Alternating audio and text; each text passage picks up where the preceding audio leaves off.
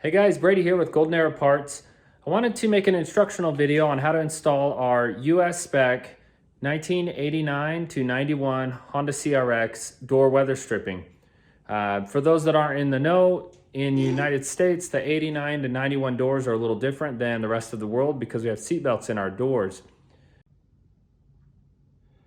So this is the part we're looking at here. This is what you should receive. Do not open this with a razor blade. You risk cutting the molding.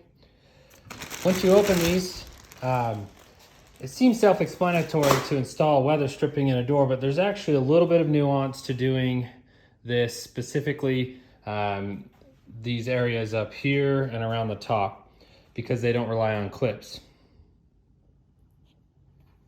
So the area that's tricky is this section from right here down through here and around this little section to the first clip down here. So I'm going to demonstrate that for you guys. The rest of the weather stripping is straightforward. You literally push the little clips into the holes. There's nothing special about it. Now this door is obviously stripped down. This is one for a car that's in the shop here. Obviously you do this after paint, but this is just for demonstration. So the very first step to installing this weather stripping is to clip in the top of the door, this one clip. It takes a lot of force. You should hear 2 clicks. If you can't do it with your thumb, don't be afraid to use a hammer or something and just give it a couple light taps. Just be careful not to break that clip if you're giving it an extra bit of force. Now the next step, and I'm not going to demonstrate this here because this isn't a finished door, but you need to install in this channel weather strip adhesive. Honda makes a part. I'll link to the part number below. Also 3M makes a really good product. It's the same basic thing, but the Honda part is called Weatherstrip Cement. It's available from your Honda dealers for about $5 to $10 depending on the dealer. And you need to put 1 bead of that in this channel. And we also recommend it along this top channel as well. And that's something Honda does from the factory. If you notice, if you look closely, you might see some old kind of yellow rubber cement like residue in this channel. That's what that stuff is.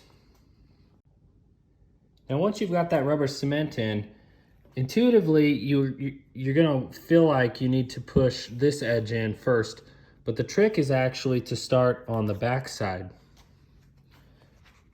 So what I mean by that is if we're looking at the bottom of this molding, this is the part that needs to be squished into this channel.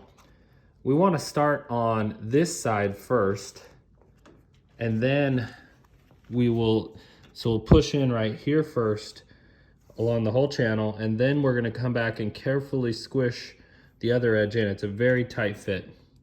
So the way to do that is to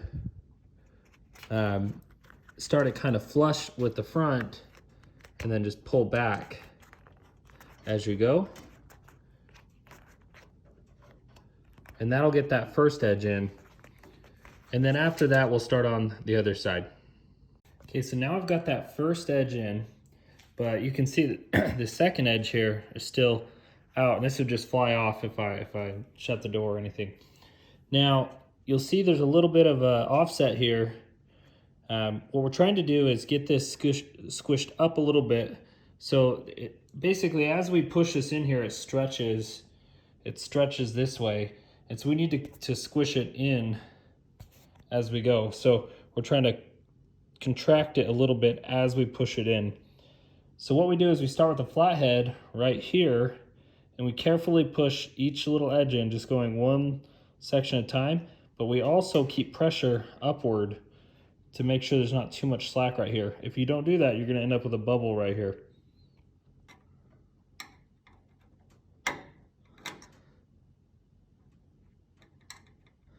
Be very careful not to cut the rubber. Recommend keeping the flathead straight and just being gentle and taking your time. Now another pointer, as I'm working up here, I'm going to push too much and it will pop this little pin. So after you get a few inches at the bottom, come to the top and tuck in a few inches, and then just work your way to the middle here and meet in the middle. Now as you get towards the end here, you might think you're done, but if you have any kind of these these ripples, you just need to kind of work that. Just keep pushing on it. It'll be a nice uniform look.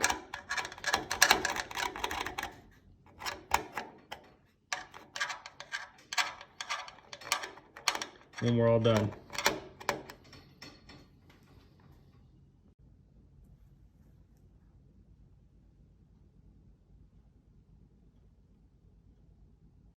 So now that we're done with that section, the recommendation is then to follow a similar procedure, put in this edge here, and then come back and push with the screwdriver this edge here, carefully all the way around.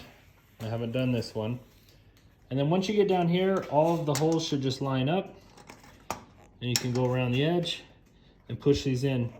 Now pushing these in, you want to hear 2 clicks. So you want to push real hard. You should hear a first click when the first circle goes through. And there you go, 1 and 2. And then that's clicked in. Just continue around to the edge and you're done. And repeat for the other side. If you have any questions, guys, let me know. I'm here to help.